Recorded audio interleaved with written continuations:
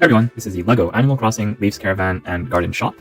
It's a set that was released in January 2025, and it looks pretty exciting.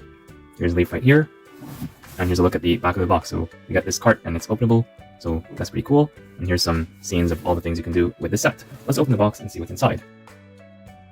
So we see here that the box is not completely full. It's like 3/4 full. So they could have made this box smaller. This box has 3 numbered bags, as well as this rather thick instruction manual that we will not be using. Let's get started with bag 1.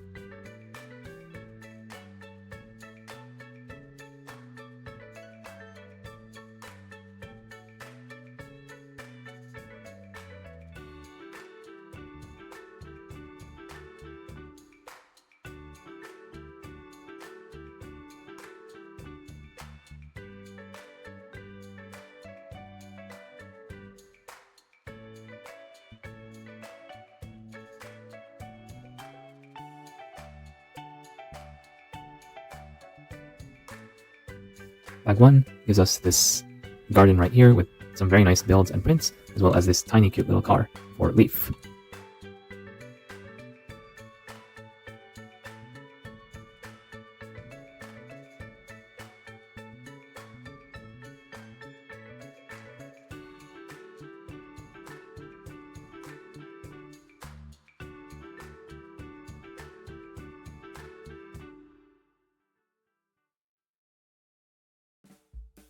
Bag 2 gives us what might be the cutest minifigure ever, Poppy the Squirrel, as well as the first half of this caravan.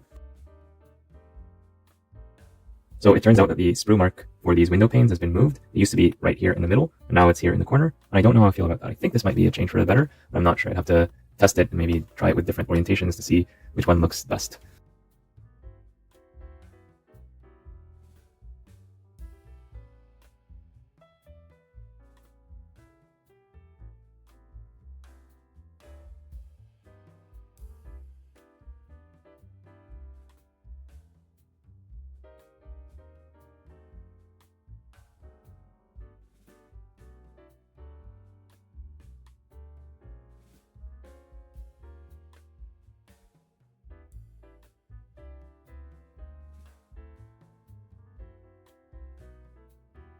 And we're done with the build, with bag 3 finishing up the caravan right here, or trailer cart.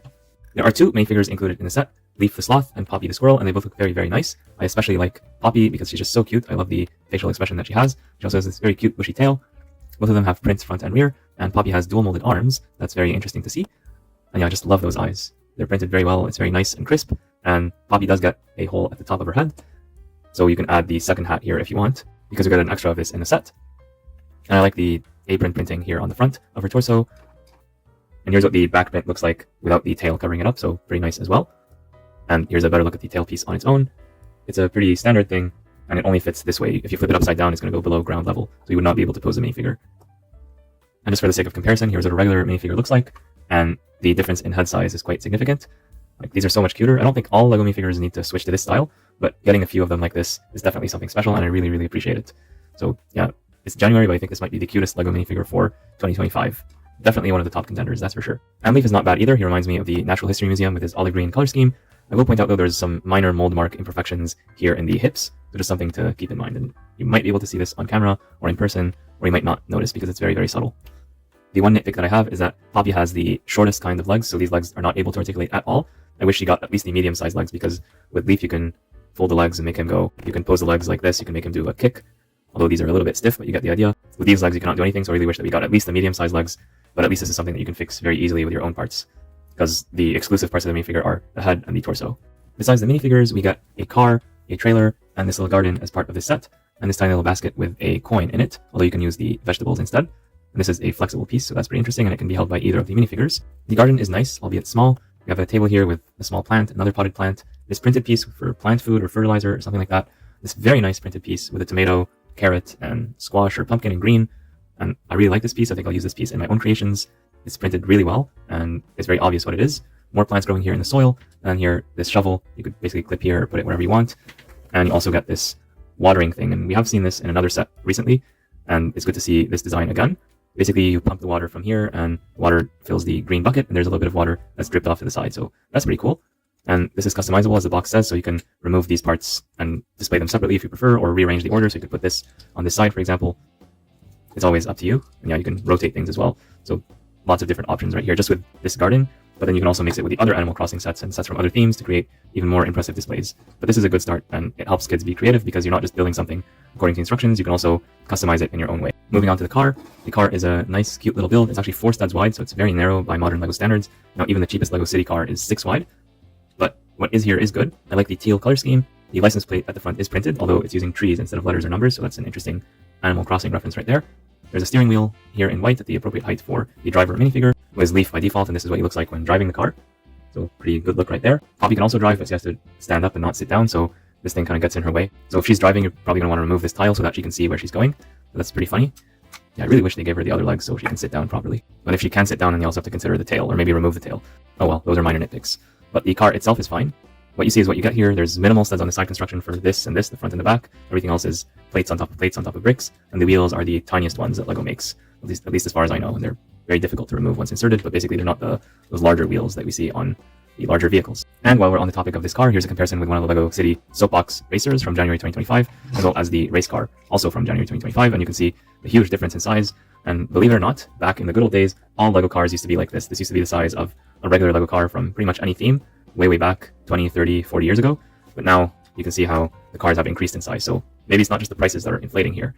Yeah, and this one cost, I believe, $10 US just for this car plus the one minifigure inside. And I built this without the instructions earlier. You can check out my video if you have not already.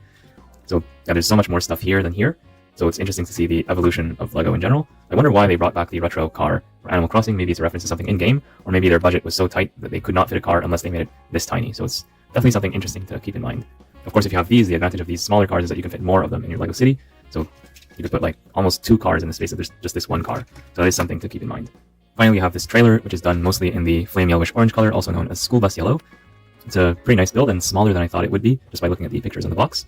So what is here is good, but it is a bit on the smaller side. The roof is removable for easy access, and then this is openable for very easy access to the interior, so you have access from the top and from all the sides. So it's basically combining the benefits of an open back design with the benefits of a fully enclosed design. So you get the best of both worlds here, and actually I think most LEGO buildings should be designed like this, where you don't have to choose one or the other, you get both.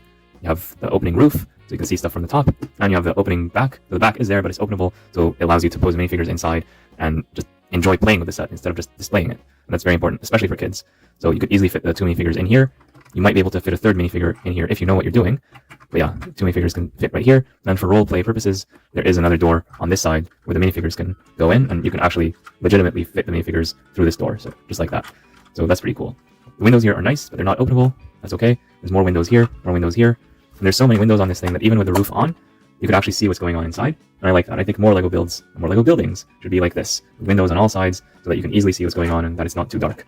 Of course, one thing that helps this is that it's only 6 studs wide, so it's going to be easy for lights to go from one side to the other, compared to larger builds, like a modular building, for example, where it's much larger and there's lots of stuff getting in the way of the light. So basically, you can't have it both ways, but it's good to see the minifigures right here. And so yeah, I'm pretty happy with this, despite its small size. And of course, this can be towed by the car, although I do think that the proportions are a little bit off. Oh, look, it's not supposed to do that. Did I build it wrong? It might be off by 1 stud. I'll double check. So I just double checked both the car and the trailer, and it appears that this is how it was designed to be built. Like 1, 2, 3 plates, and then this black piece right here. And on this side we have teal, black, teal. It's pretty hard to get it wrong, so I'm wondering why the car does not balance properly. I'll try taking out 1 minifigure and putting him here. Actually, just taking out that minifigure helps a lot. So if I put him back, then this happens. Okay, now it's not happening. Now let me put on the roof. And it's heavy again. Okay, that's just strange to me. Either there's some Easter egg that I'm not aware about, or the LEGO designers did not test this, or I put in too many pieces here. I don't really think that's the case. Let me push both minifigures to the back as much as possible. Or let me actually open this way. Okay, now it's fine. Wait. Yeah, so basically this thing is designed where it's just slightly off balance, and if you have more weight at the front, it's gonna push the car over. Yeah, that's a pretty major oversight if you ask me. Well, we'll put this guy in here, and with his heavy head, it should probably help things. Yeah, now it does not do this anymore, although it will hold itself if I push it manually, but it can also hold itself. So I do think that the design of this could be improved, or it could be modified. And in fact, if you want, you can just modify pieces. You can just swap some pieces like here, and it will be okay. So it's not the end of the world, but maybe a little bit disappointing for kids who play with this without really knowing what's going on. On the other hand, it's good to let kids think a little bit and not just have them blindly follow the instructions. So maybe this is a blessing in disguise. But still, I'm surprised that the designers did not test for this, or whoever tests stuff at LEGO. I'm wondering how they did not think about that. So you just put another figure in here, and then this thing like completely breaks down. Okay, I don't want to make this a bigger deal than it actually is, but it's still pretty funny to me. Also, because of the design of this thing, you can steer it from the back if you prefer, if you know what you're doing. So you can have a lot of fun playing with this thing. And yeah, it's a play set more than a display set, more than anything else. And I think a lot of people are going to get this set just for the minifigures. Side build is nice. These are nice together. I didn't talk about the interior of this trailer too much, but there's not too much to say. Basically, we got a bed right here, a flower, this clock, which is the same as the one we've seen in the Tudor corner, so that's a pretty nice surprise. A small sink, this countertop, and this burner type thing with some nice smart usage for the flame, and for the controls we're using an actual fork. So that's pretty interesting. And yeah, that's pretty much all there is to this set. Everything that's here I talked about. And now it's time to talk about the build experience without the instructions. I found this to be the most complicated part of the build. It's the largest, and you need to use plates and tiles in all sorts of places instead of just putting things in their obvious place. The car has minimal challenges figuring out what goes on the inside, but it's honestly not that bad. This is trivial. And yeah, here this is also not too bad because you build half of it in bag 2, the other half in bag 3, and you kind of see what's going on in between the two bags. Also, these parts open up and separate, so it's easier to figure out what's going on compared to if it was completely enclosed and you have no way of seeing what's inside. So yeah, build experience, I'd say you would be able to build this without the instructions with minimal effort. A little bit of effort, but not too much. In terms of price and value, this set costs $30 US or $40 Canadian regular retail price. That's how much I paid for it. But of course, I'm pretty sure it's going to go on discount on Amazon and other retailers pretty soon, like most Animal Crossing sets. And I think it's a little bit overpriced, but not by too much. You got extremely good minifigures here, so I would value these at $5 US each. So here we have $10 US. This is basically a poly bag's worth of stuff, so $5 US right here. This would be slightly more than a poly bag, but not enough to have like a full $10 set, because we saw like the red car was a lot larger for $10. So I would say this would be maybe $6 or $7 US, and then this would be, I'd like to say 10, but more realistically $15 just for this trailer. So that would be $35, $37 if I price everything accordingly, and this is in US dollars, but it's actually $30 US. So I guess when you think about it in that sense, the value is there, but I still feel like it's overpriced. I would like to get this 20% cheaper. Yeah, because yeah, this is good, but because like of the lack of quality control, I feel like I should deduct some points off just for that. The car is nice, but it's too small. I think if it was a bit longer, a bit wider, I think this problem would be less likely to occur. It's not a bad car. I think it definitely has its uses, and I could see people wanting a retro 4-wide car in their LEGO City. The figures are really cute, so I would say overall, wait for a discount to get this set unless you really, really need it right now for the figure, or maybe this figure will be re-released in a poly bag sometime, and I hope that happens actually. Oh, and just before we wrap up, I wanted to bring this teal car in front of the teal townhouse. This is a set that retired recently, and I built it last year, so yeah, they look pretty good together, although this is a bit on the smaller side. But still, I feel like it's proportional because this is from the old world and this is from the old world of LEGO, so it kind of makes sense to me. And yeah, maybe this is a good size for your LEGO City if you're short on space. And I do like the color schemes, like this and this, they look really good together. So yeah, what do you think about this set overall? Let me know in the comments down below, and I'll see you all in the next one. Bye for now.